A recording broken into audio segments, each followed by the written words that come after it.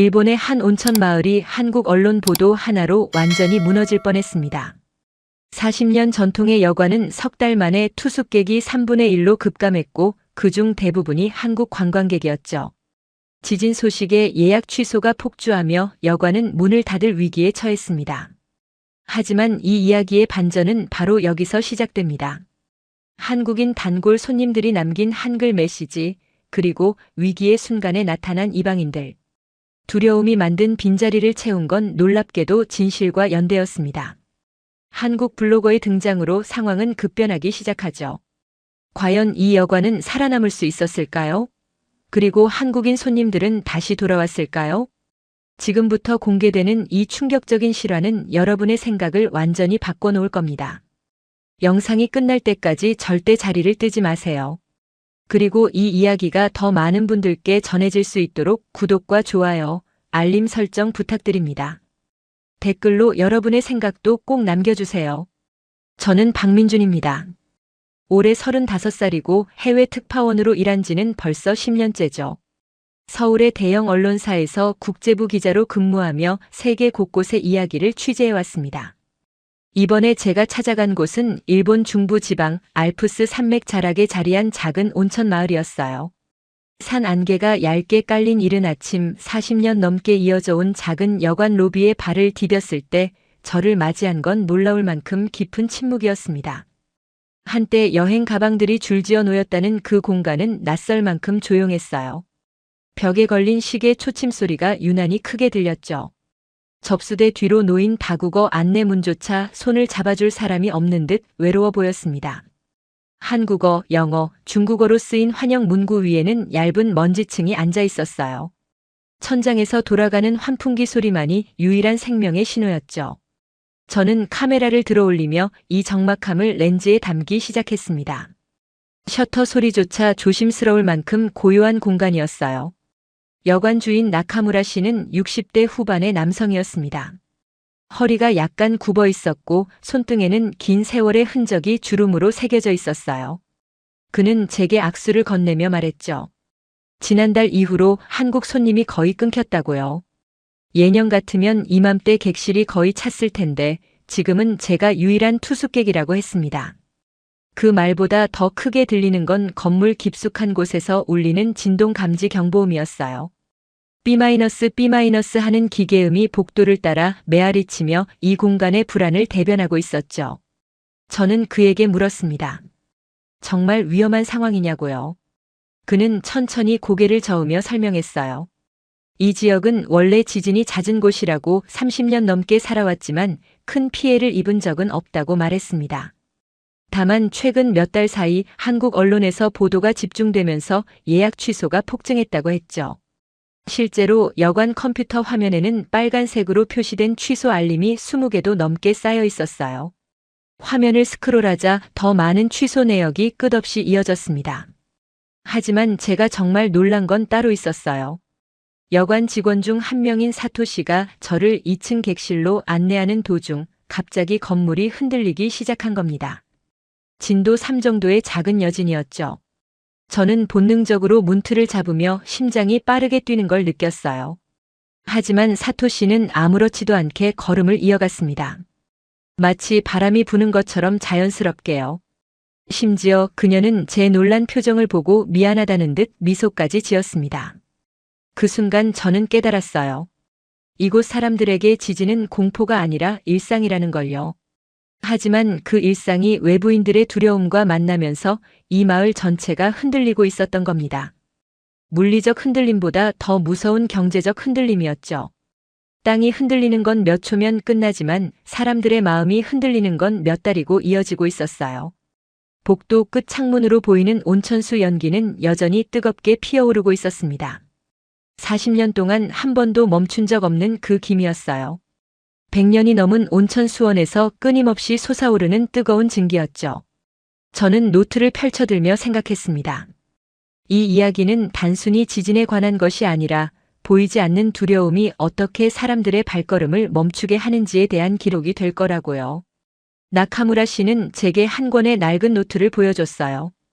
가죽 표지가 세월에 닳아 부드러워진 그 노트 안에는 한글로 빼곡하게 적힌 감사 인사들이 가득했습니다. 이곳을 다녀간 한국인 가족들이 남긴 메시지였죠. 다시 오고 싶다는 말, 따뜻했다는 말, 아이들이 좋아했다는 말들이요. 어떤 페이지에는 아이가 그린 듯한 서툰 그림도 있었어요. 온천에서 노는 가족의 모습이었습니다. 하지만 그 노트의 마지막 페이지는 석 달째 비어 있었어요. 더 이상 새로운 글씨가 채워지지 않고 있었던 겁니다. 나카무라 씨는 그 빈 페이지를 손가락으로 쓰다듬으며 말했어요. 이 노트가 우리를 버티게 한다고, 언젠가 다시 채워질 거라 믿는다고요. 그의 목소리에는 희망과 불안이 동시에 묻어났습니다. 저는 그날 밤 빈 객실에 혼자 누워 천장을 바라봤어요. 25평 정도 되는 넓은 방이었지만 혼자 있으니 더 넓게만 느껴졌죠. 어둠 속에서도 들리는 진동 경보음, 멀리서 들려오는 온천수 흐르는 소리, 그리고 아무도 걷지 않는 복도의 정적이요. 이 모든 것이 제게 하나의 질문을 던졌습니다. 안전은 과연 무엇으로 측정되는 걸까요? 데이터일까요? 아니면 경험일까요? 그리고 누군가의 두려움이 다른 누군가의 삶을 무너뜨릴 권리가 있는 걸까요? 다음 날 아침 저는 본격적인 취재를 시작하기로 마음먹었습니다. 이 마을이 겪고 있는 진짜 이야기를 찾아내기로요. 그리고 그 이야기는 제 예상보다 훨씬 더 깊은 곳에, 훨씬 더 많은 사람들의 삶 속에 숨어 있었습니다. 이튿날 아침 저는 여관 사무실에서 나카무라 씨와 마주 앉았습니다. 그는 제게 지난 6개월간의 예약 기록을 보여줬어요. 엑셀 파일에는 숫자들이 빼곡했지만 그 중에서 가장 눈에 띄는 건 붉은색으로 표시된 취소 내역이었죠. 3월부터 시작된 취소는 4월에 절정을 이뤘고 5월에 들어서도 멈추지 않았습니다.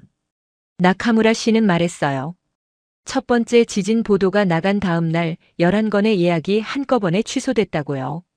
그건 시작에 불과했습니다. 이틀 후에는 23건, 그 다음 주에는 37건이 연달아 취소됐죠. 대부분이 한국 여행사를 통한 단체 예약이었어요. 저는 화면을 스크롤하며 그 숫자들이 주는 무게감을 느꼈습니다. 문제는 단순히 예약 취소에만 그치지 않았어요. 여행사들이 아예 이 지역을 패키지 코스에서 제외하기 시작한 겁니다.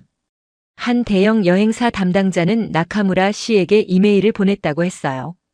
안전 문제가 해결될 때까지 협력을 중단하겠다는 내용이었죠.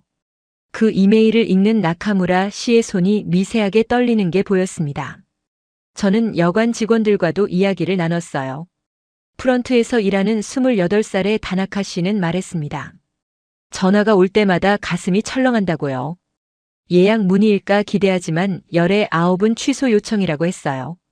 어떤 손님은 정중하게 사과하며 취소했지만 어떤 손님은 화를 내기도 했다고 합니다. 왜 위험한 곳이라고 미리 알려주지 않았냐고요. 하지만 정작 이 지역 사람들은 혼란스러워했어요. 주방에서 20년째 일하고 있다는 요시다 씨는 제게 말했습니다.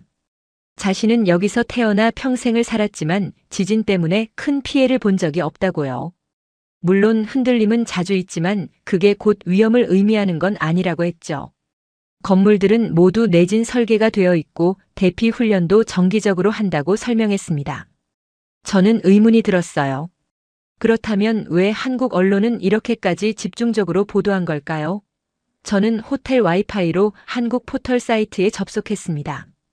검색창에 이 지역 이름을 입력하자 수십 개의 기사가 쏟아졌어요. 제목들은 자극적이었죠. 일본 온천 지역 연이은 지진, 관광객 안전 우려, 여행 취소 잇따라 같은 문구들이었습니다. 기사 내용을 하나하나 읽어보니 대부분이 사실이었어요. 실제로 지진이 있었고 진도도 정확하게 보도됐습니다. 하지만 뭔가 빠진 게 있었어요. 그건 바로 맥락이었죠. 이 지역이 원래 지진대의 위치해 있다는 것, 건물들이 충분히 안전하게 설계됐다는 것, 주민들이 수십 년간 별 탈 없이 살아왔다는 것. 이런 정보들은 기사 속에서 찾아보기 힘들었습니다. 다나카 씨는 한숨을 쉬며 말했어요. 사람들은 안전한 곳 대신 안전할 것 같은 곳으로 간다고요. 데이터보다 느낌이 더 강한 거죠. 지진이 있다는 사실 자체가 이미 두려움을 만들어낸다고 했습니다. 실제 위험도와 상관없이요. 여관 로비 한쪽에는 여행사 팜플렛들이 꽂혀 있었어요. 화려한 사진들과 함께 한글로 쓰인 설명이 있었죠. 힐링의 온천, 가족과 함께하는 휴식, 자연 속 여유 같은 문구들이요. 하지만 그 팜플렛을 가져가는 사람은 아무도 없었습니다. 먼지만 쌓여가고 있었어요. 저는 여관 밖으로 나와 마을을 걸었습니다. 온천과 상점들도 비슷한 상황이었어요. 한국 관광객을 주요 고객으로 삼던 기념품 가게는 문을 반쯤 닫은 채였고 한글 메뉴판을 내건 식당은 텅 비어 있었죠. 한 식당 주인은 저를 보고 반갑게 인사했지만 그의 눈가에는 피로가 묻어났습니다. 그날 오후 여관으로 돌아오는 길에 작은 여진을 또 느꼈어요. 진도 이 정도의 미세한 흔들림이었습니다. 저는 이번엔 덜 놀랐지만 여전히 긴장했죠.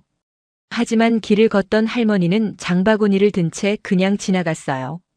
마치 아무 일도 없었다는 듯이요. 저는 깨달았습니다.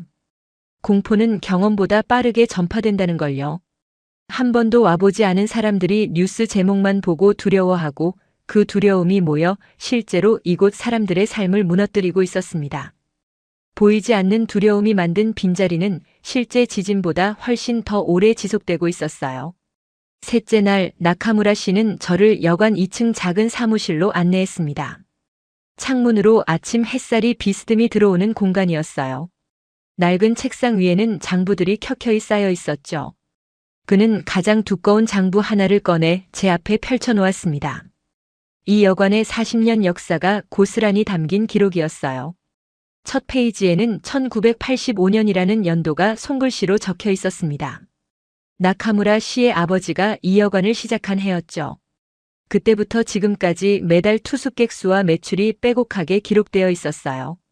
나카무라 씨는 손가락으로 페이지를 넘기며 설명했습니다. 90년대 후반부터 한국 손님이 늘기 시작했다고요.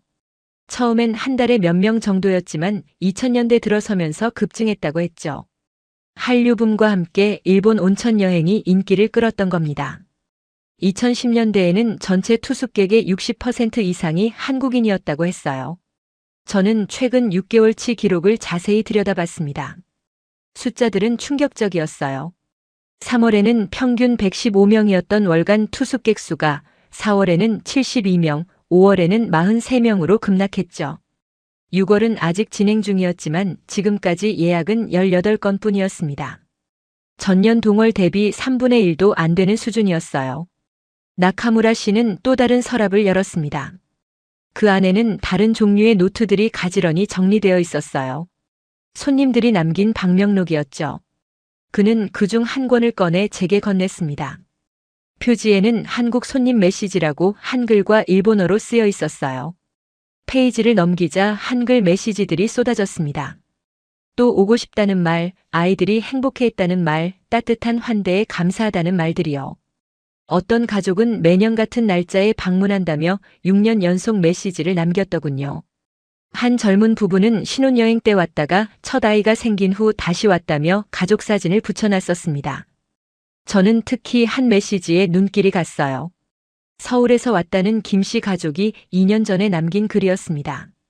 할머니, 부모님, 아이 3대가 함께 왔다며 할머니가 젊었을 때 이곳에 왔던 추억을 되살리고 싶어서 왔다고 적혀 있었죠.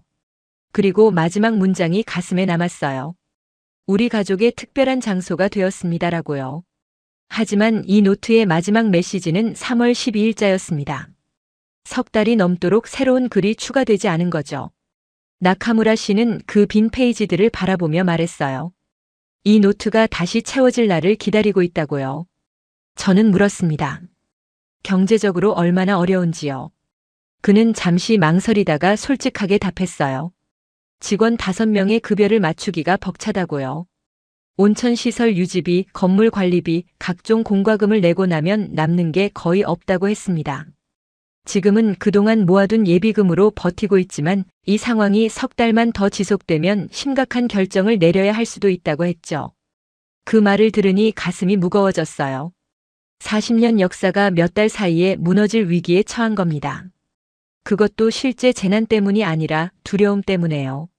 나카무라 씨는 다른 노트 한 권을 더 꺼냈습니다. 이건 손님들이 남긴 게 아니라 그가 직접 쓴 일기였어요. 여관을 운영하며 겪은 일들, 손님들과의 에피소드, 계절의 변화 같은 것들이 담겨 있었죠. 최근 페이지를 보니 이런 글이 있었습니다. 오늘도 취소 전화를 5통 받았다. 손님들에게 이해한다고 괜찮다고 말했지만 속은 쓰리다. 그래도 이곳을 사랑해준 분들을 원망할 순 없다.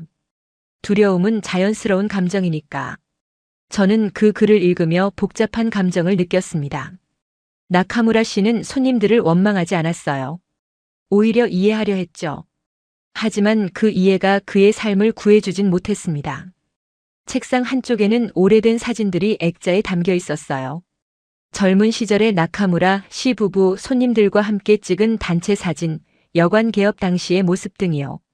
모든 사진 속 사람들은 밝게 웃고 있었습니다. 그 웃음이 지금은 너무 멀게 느껴졌어요. 나카무라 씨는 창밖을 바라보며 말했습니다. 아버지가 이 여관을 시작할 때 했던 말이 있다고요. 손님은 가족이다. 가족을 맞이하는 마음으로 대하라고요. 그 정신으로 40년을 운영해 왔는데 지금은 그 가족들이 두려워서 오지 못하는 상황이라고 했어요. 저는 그날 사무실을 나오며 생각했습니다. 이 장부와 노트에 담긴 건 단순한 숫자와 글씨가 아니라 수많은 사람들의 추억과 관계였다는 걸요. 그리고 그 모든 것이 지금 서서히 사라지고 있었습니다. 넷째 날 아침 6시, 저는 여관 1층 식당에서 아침을 먹고 있었습니다. 창밖으로 해가 막 떠오르고 있었어요. 고요한 아침이었죠. 그런데 갑자기 테이블이 흔들리기 시작했습니다. 컵 안에 물이 출렁였고 벽에 걸린 액자가 덜컹거렸어요. 진도 3.5 정도의 여진이었습니다. 저는 반사적으로 자리에서 일어나 출입구를 확인했죠. 대피해야 하나 싶었어요. 하지만 주방에서 일하던 요시다 씨는 전혀 당황하지 않았습니다. 그는 국자를 들고 냄비를 저으며 그냥 요리를 계속했어요. 마치 바람이 부는 것처럼 자연스럽게요. 흔들림은 10초 정도 지속되다 멈췄습니다. 저는 가슴이 두근거렸지만 요시다 씨는 제게 미소를 지으며 말했어요. 괜찮다고, 이 정도는 자주 있는 일이라고요. 그리고는 방금 만든 된장국을 제 그릇에 따라줬습니다. 손이 전혀 떨리지 않았어요. 식사 후 저는 나카무라 씨와 함께 마을을 돌아다녔습니다. 그는 이 지역의 안전 시스템에 대해 설명해줬어요. 모든 건물은 엄격한 내진 기준에 맞춰 지어졌고 정기적으로 안전 점검을 받는다고 했죠. 여관 건물도 5년 전 대대적인 내진 보강 공사를 했다고 합니다. 마을 곳곳에는 대피소 표지판이 붙어 있었어요. 학교, 체육관, 공민관 등이 지정 대피소였죠. 나카무라 씨는 매년 2차례씩 마을 전체가 참여하는 지진 대피 훈련을 한다고 말했습니다. 아이들부터 노인들까지 모두 참여한다고요. 이것은 그들에게 일상의 일부였어요. 저는 물었습니다. 그렇다면 왜 관광객들에게 이런 정보가 제대로 전달되지 않는 걸까요? 나카무라 씨는 한숨을 쉬며 답했어요. 사람들은 듣고 싶은 것만 듣는다고요. 안전하다는 말보다 지진이 있다는 사실 자체가 더 크게 들린다고 했습니다. 우리는 마을 초등학교를 지나갔어요. 운동장에서는 아이들이 체육 수업을 하고 있었습니다. 축구를 하는 아이들, 줄넘기를 하는 아이들. 모두 밝게 웃으며 뛰어놀고 있었어요. 이 아이들에게 지진은 피해야 할 재난이 아니라 함께 살아가야 할 자연 현상이었습니다. 나카무라 씨는 말했어요. 이곳 사람들은 지진을 무시하지 않는다고요. 오히려 심각하게 받아들이기에 철저히 준비한다고 했죠. 대피 경로를 외우고 비상 배낭을 항상 준비해두고 정기적으로 훈련한다고요. 그렇게 준비하면서 일상을 살아간다고 했습니다. 점심때쯤 우리는 마을 소방서에 들렀습니다. 소방서장 이토 씨는 40대 중반의 남성이었어요. 그는 제게 지난 10년간의 지진 관련 통계를 보여줬습니다. 이 지역에서 진도 3 이상의 지진은 연평균 17회 발생한다고 했어요. 하지만 인명피해나 건물 붕괴는 단 한 건도 없었다고 했죠. 이토 씨는 강조했습니다. 지진이 있다는 것과 위험하다는 건 다른 문제라고요.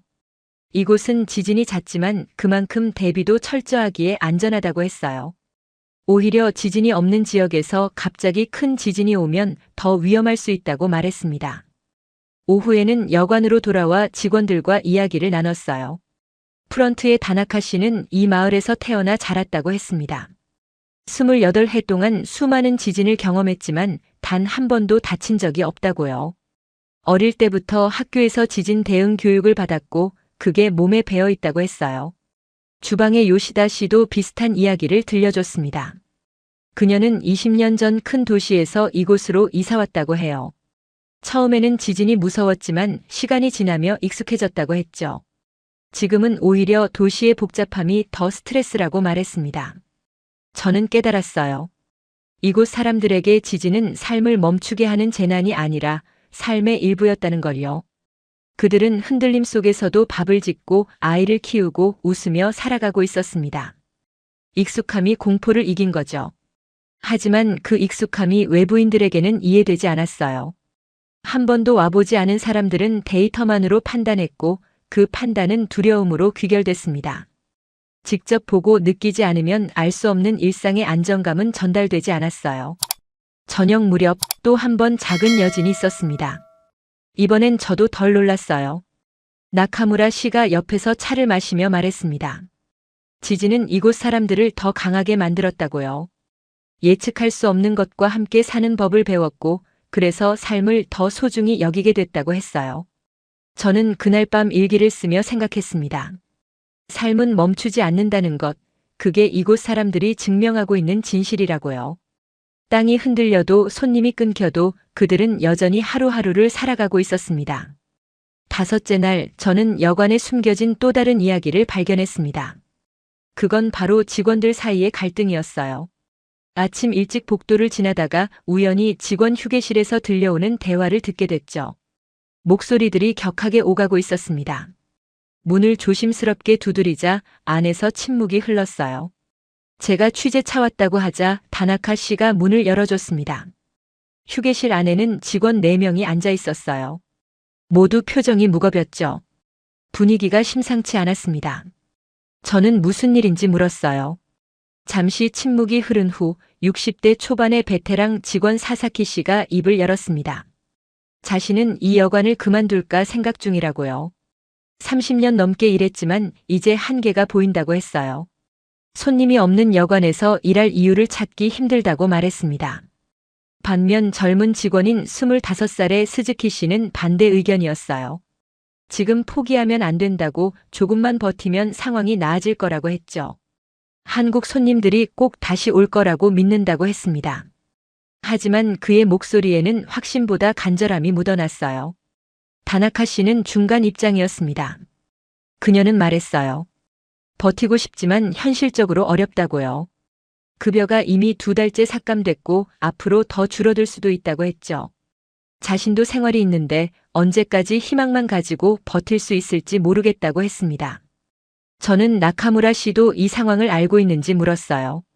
사사키 씨가 고개를 끄덕였습니다. 사장님이 가장 괴로워하신다고요. 직원들 급여를 맞추려고 자신의 생활비까지 쪼개고 있다고 했어요.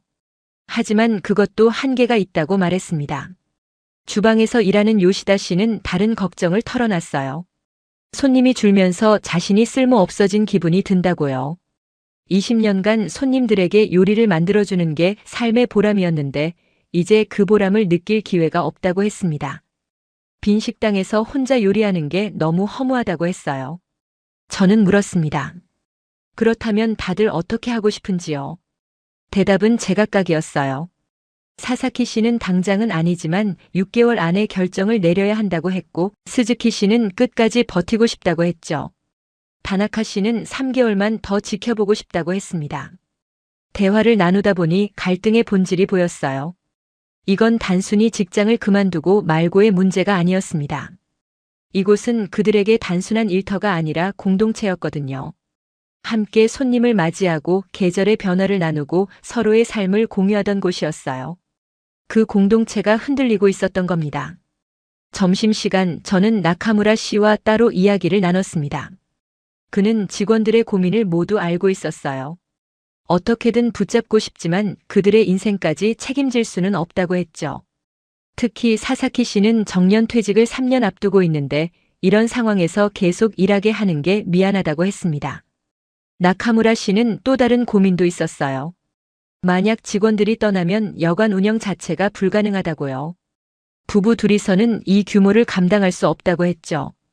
그렇다고 새 직원을 뽑을 수도 없는 상황이었습니다. 언제 손님이 돌아올지 모르는데 인건비를 늘릴 순 없으니까요. 오후에는 마을 상인의 모임이 있었어요.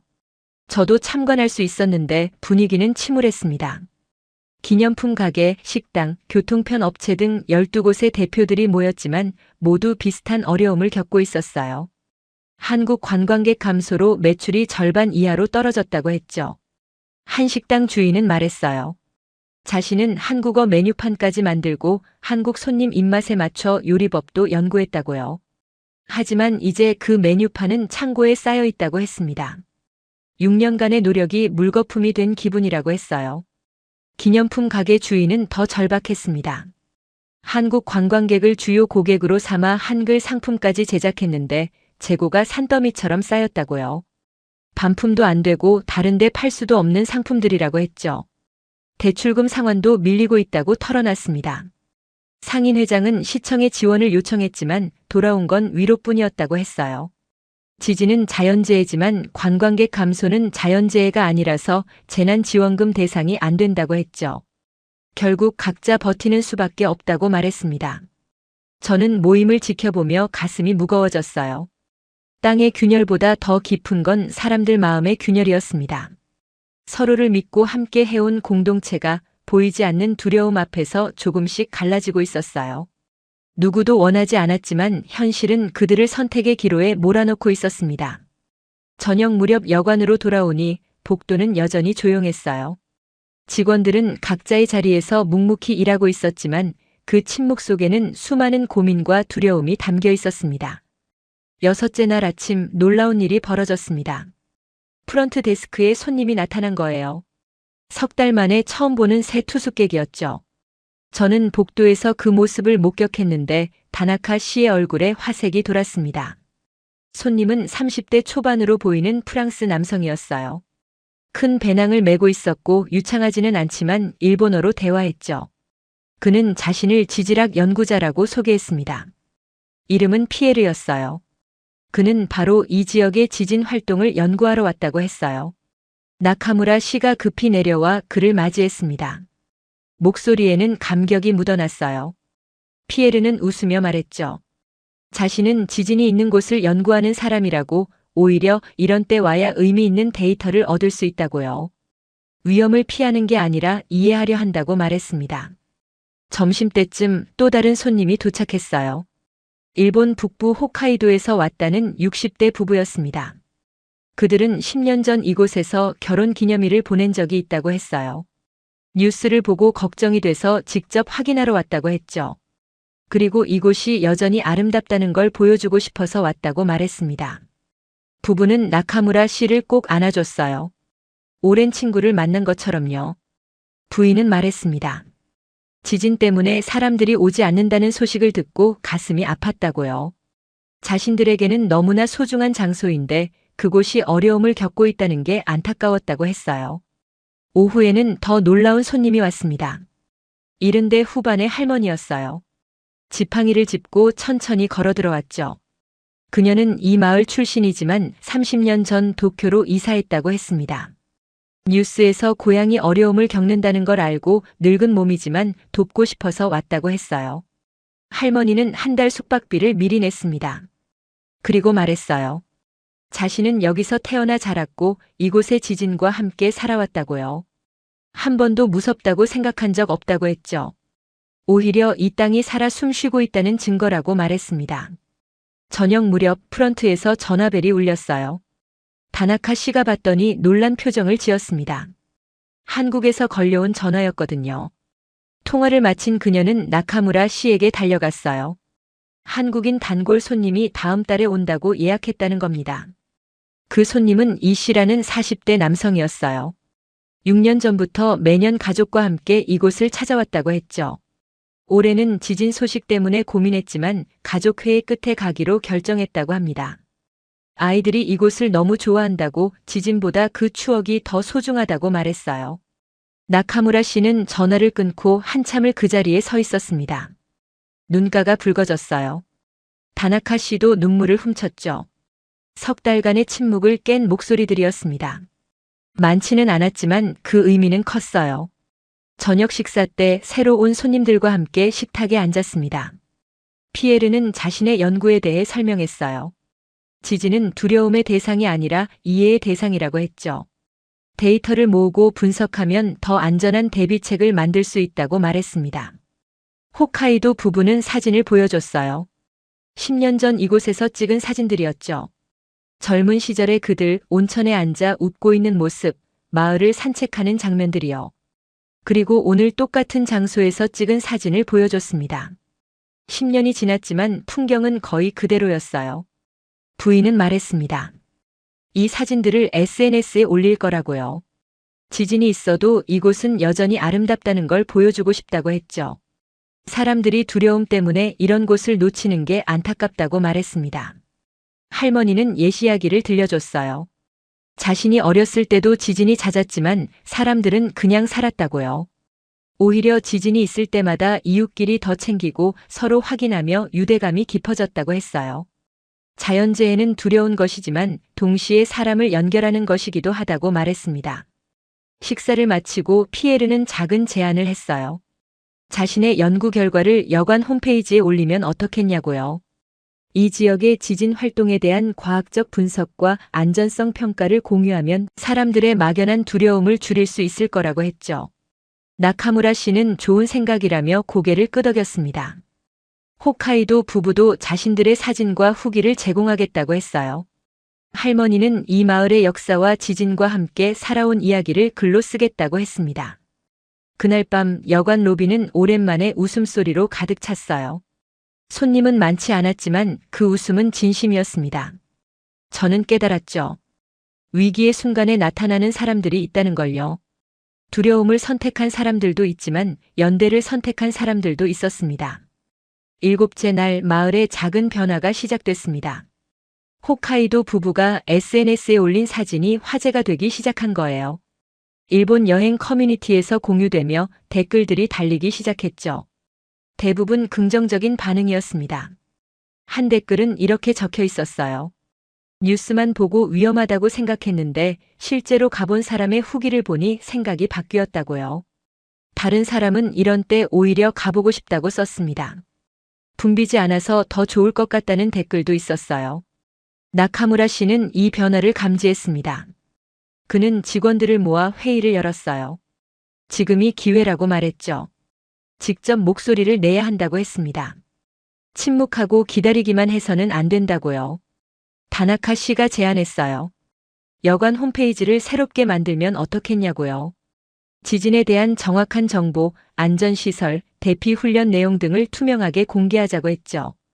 그리고 매일 여관 상태를 영상으로 찍어 올리자고 제안했습니다. 피에르도 도움을 주겠다고 나섰어요. 자신의 연구 데이터를 제공하고 지진의 과학적 메커니즘을 쉽게 설명하는 글을 쓰겠다고 했죠. 사람들이 막연히 두려워하는 게 아니라 정확히 이해하고 판단할 수 있도록 돕겠다고 말했습니다. 오전 중에 마을 상인회장이 여관을 찾아왔어요. 그는 제안을 가져왔습니다. 마을 전체가 협력해서 공동 홍보를 하자고요.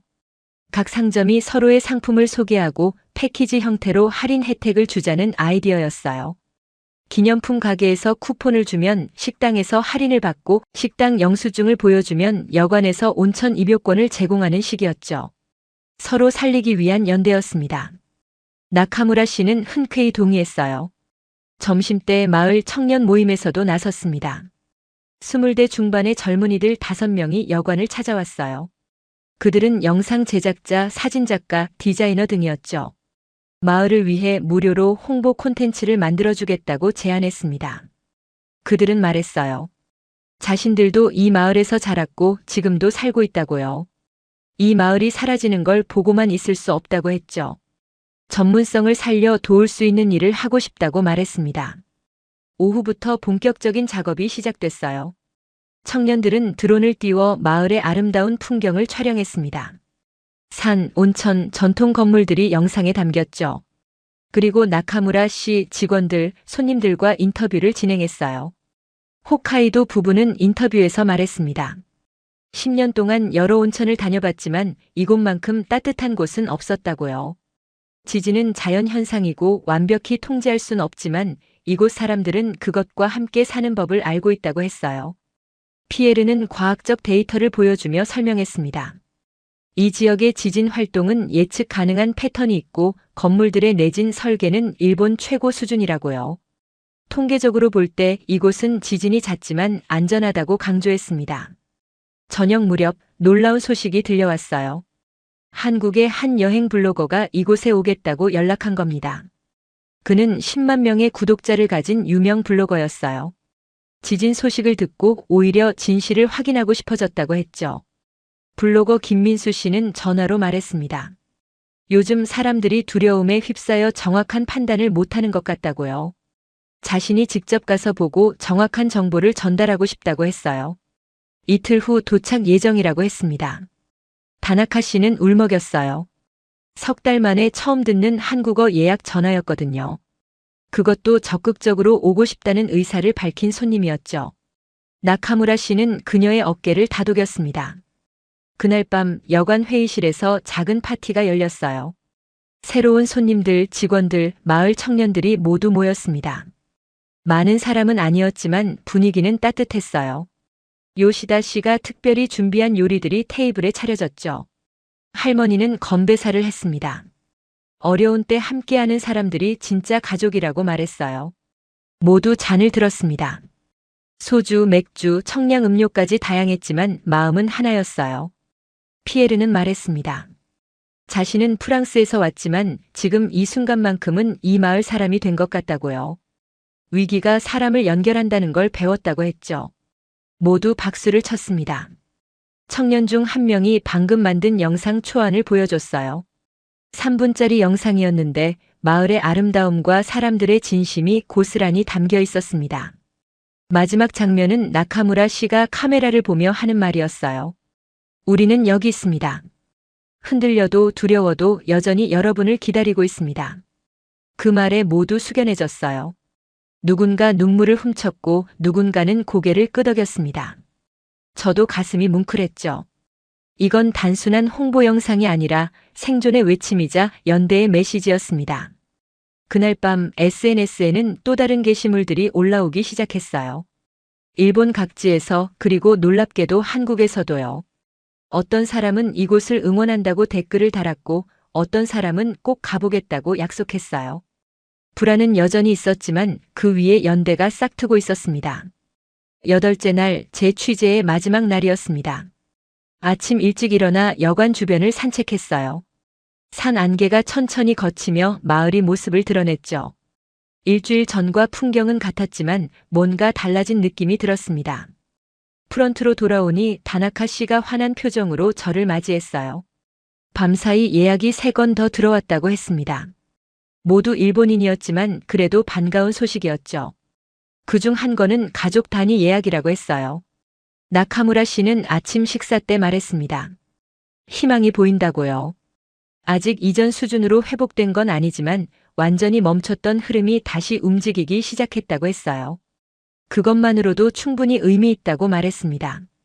오전 10시 한국 블로거 김민수 씨가 예정보다 하루 일찍 도착했어요. 30대 초반의 남성이었는데 전문 카메라 2대를 들고 왔죠. 그는 나카무라 씨와 악수하며 말했습니다.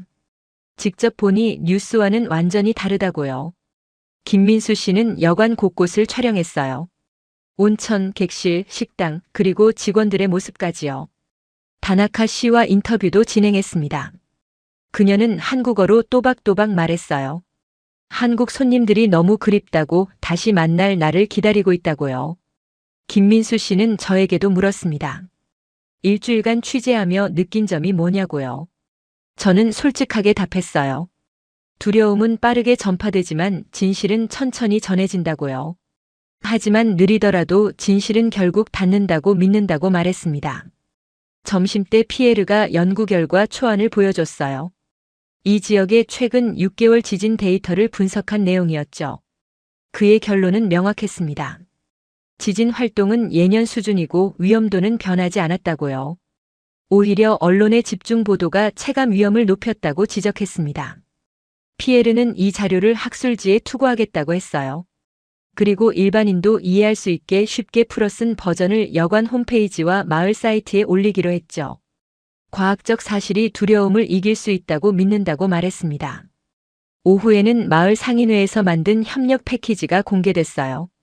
지진 속의 온기라는 제목으로 여관, 숙박, 지역 식당 식사권, 기념품 가게 할인권이 하나로 묶인 상품이었죠. 가격도 기존보다 20% 저렴했습니다. 홋카이도 부부는 체크아웃하면서 말했어요. 내년에도 꼭 온다고, 그리고 주변 사람들에게도 적극 추천하겠다고 했죠. 부인은 나카무라 씨를 꼭 안으며 울었습니다. 이곳이 계속 존재해줘서 고맙다고요. 할머니는 한 달 더 머물기로 했어요. 마을을 돕고 싶다고, 자신이 할 수 있는 일을 찾겠다고 했습니다. 실제로 그녀는 마을 역사관에서 자원봉사를 시작하기로 했죠. 관광객들에게 이 마을과 지진의 역사를 설명하는 역할이었어요. 저녁 때 청년들이 만든 홍보 영상이 유튜브에 공개됐습니다. 제목은 흔들려도 괜찮아 마이너스 온천 마을의 진짜 이야기였어요. 업로드 3시간 만에 조회수 1000회를 넘었고 댓글들이 달리기 시작했죠. 감동적이네요. 꼭 가보고 싶어요. 뉴스만 보고 판단했던 제가 부끄럽습니다. 응원합니다. 이런 곳이 사라지면 안 돼요. 댓글들을 읽는 나카무라 씨의 눈가가 촉촉해졌어요. 다나카 씨는 댓글 하나하나에 정성껏 답글을 달기 시작했습니다.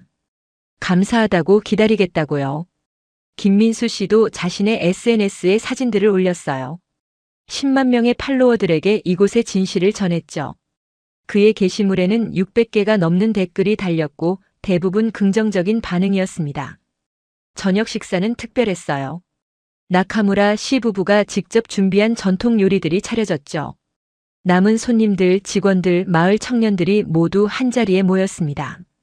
15명 정도였지만 식탁은 따뜻했어요. 나카무라 씨는 건배사를 했습니다. 이 일주일은 제 인생에서 가장 힘들면서도 가장 의미 있는 시간이었습니다. 여러분 덕분에 다시 일어설 용기를 얻었습니다.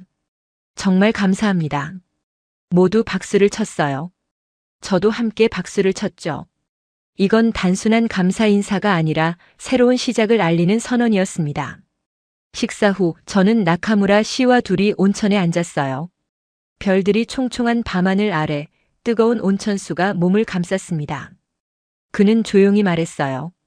기자님, 솔직히 일주일 전만 해도 이 여관을 닫을까 심각하게 고민했습니다.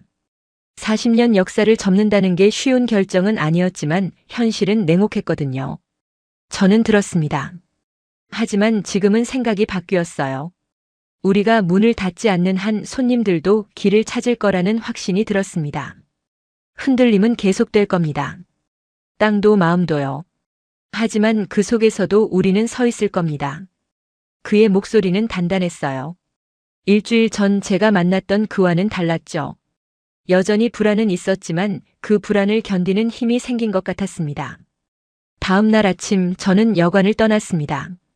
짐을 챙기며 창밖을 보니 온천수 연기가 여전히 피어오르고 있었어요. 40년 동안 앞으로도 계속 피어오를 그 연기였습니다. 나카무라 씨 부부와 직원들이 배웅을 나왔어요. 다나카 씨는 작은 선물을 건넸습니다. 이 마을에서 만든 수제 비누였죠. 다시 오세요라는 메모가 함께였어요. 택시에 오르며 뒤를 돌아봤습니다. 그들은 여전히 손을 흔들고 있었어요. 건물은 낡았고 손님은 적었지만 그들의 눈빛은 밝았습니다. 저는 깨달았습니다. 지진은 침묵을 만들지만 사람은 그 침묵을 다시 채울 힘을 가지고 있다는 거요. 이 마을은 아직 끝나지 않았습니다. 흔들림 속에서도 여전히 계절은 움직이고 있었습니다. 이 이야기는 단순한 여관 하나의 생존기가 아닙니다. 한국인들의 따뜻한 마음이 어떻게 국경을 넘어 한 공동체를 살렸는지 보여주는 감동의 기록이죠. 한글로 빼곡히 채워진 방명록, 위기의 순간에 예약을 넣은 한국인 블로거, 그리고 다시 찾겠다고 약속한 단골 손님들. 한국인의 의리와 신뢰가 40년 전통을 지켜낸 겁니다. 세계 어느 나라 사람들이 이렇게까지 할 수 있을까요? 두려움 속에서도 진실을 찾아 나서고 SNS를 통해 연대하며 막연한 공포보다 경험과 관계를 선택하는 모습. 이것이 바로 한국인이 가진 특별한 힘입니다. 지금도 그 여관 로비에는 한국어 안내문이 걸려 있고 한글 메시지 노트는 다시 채워지고 있습니다. 우리의 선택 하나하나가 누군가의 삶을 바꿀 수 있다는 사실 잊지 마세요. 이 이야기가 감동적이셨다면 구독과 좋아요로 응원해주세요. 알림 설정을 눌러주시면 더 많은 감동 스토리를 가장 먼저 만나보실 수 있습니다. 댓글로 여러분의 이야기도 들려주세요. 들려주세요. 들려주세요. 들려주세요. 들려주세요.